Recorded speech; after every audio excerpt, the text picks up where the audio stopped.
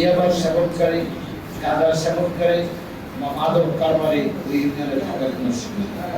ওনারা যদি জনগণকে সংগঠিত করে সামাজিক আন্দোলন ছাড়া শুধু আইন শৃঙ্খলা বাহিনী দিয়ে এটা একটা সামাজিক বেদি হয়ে গেছে, এটা যাতে আপনি যখন থাকবেন তখন আমাদের আমি আর আইন শৃঙ্খলা বিষয়ে আমি বলতে চাই আল্লাহকে হাজির নাজির করে যদি আপনি যদি ব্যস্ত দুজন যদি চেষ্টা করেন তাহলে আইন শৃঙ্খলা কোনো অবনতি কোথাও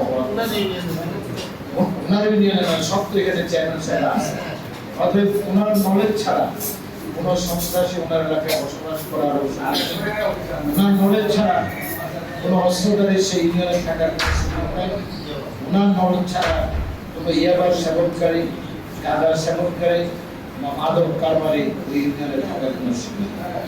ওনারা যদি জনগণকে সংগঠিত করে সামাজিক আন্দোলন ছাড়া শুধু আইন শৃঙ্খলা বাহিনী দিয়ে এটা একটা সামাজিক বেদি হয়ে গেছে, এটা আমাদের দেশে একটা ব্যাপক হারে এটা কখনো ছিল না। আগে সমাজে যে একজন পাগলা মন্ত্র থেকে দেন গাঁজা খোঁজ যায় মত করতে, এটা পুরো ইউনিয়নে 8-10 জন ছিল, এখন যেটা ব্যাপক হারে এই যে চেয়ারম্যান বললো রসুলপুরের যে সে 4-5টা বাড়ির মালিক এই কার বাড়ি ঠিক দিলেন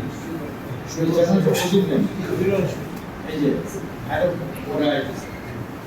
এখন এখানে সাহেব আছে, সভা আছে, এই ভদ্রলোকটির ব্যাপারে আপনারা সুনির্দিষ্টভাবে তদন্তে মামলা দিতে পারেন, তদন্ত করতে পারেন তার আয়ের উৎস যদি যৌথ বাহিনী যদি তার এখানে সাহসী অভিযান চালায় তাহলে অন্যরা খুশি হবে। এখানে সাইড চেয়ারম্যান আছেন 8 নম্বরের, ওনার এখানে একজন মাদক কারবারি আছে, তার 5টা তার নাম সুমন, এটা সবাই জানে।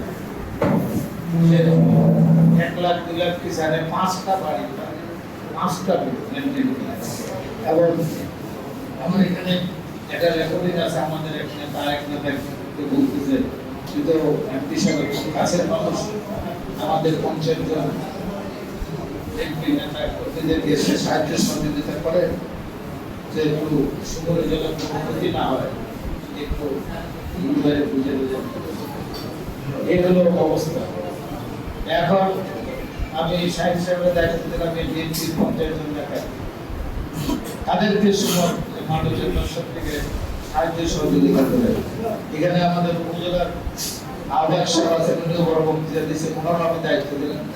আর হিসাবে অনেক দেখি নেতা বক্তৃতা আছে, আরো আপনার সাহেব আছে, বাকি সাহেব আছে, তো সকল সাহেব আছে, নেতারা আছে।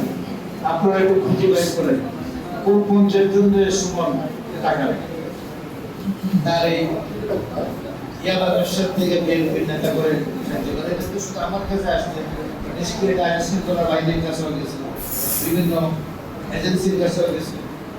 অতএব আর তার 5টা বাড়ি, এটা তো সবাই জানে, 5 বাড়ি, এটা তো সবাই জানে, এটা কেউ অস্বীকার করার যোগ্য নাই। আমি আমার বক্তব্য বেশি দীর্ঘায়িত করবো না। এখানে আলম সাহেব আবার যে রাস্তাগুলো আমাদের ইউনুস সাহেব দখল ছিল, দখল মুক্ত করেছেন, সেখানে আবার যেন কেউ দখলে না যায়, রাস্তাঘাটটা পরিষ্কার থাকে, আমাদের কারোর প্রতি কোনো দয়া হয় নাই। কারণ জনগণ এই যে এখন চৌমুনি বাজার যে আসে, মানুষ 10 মিনিটে পার হয়ে যায়, কিন্তু 4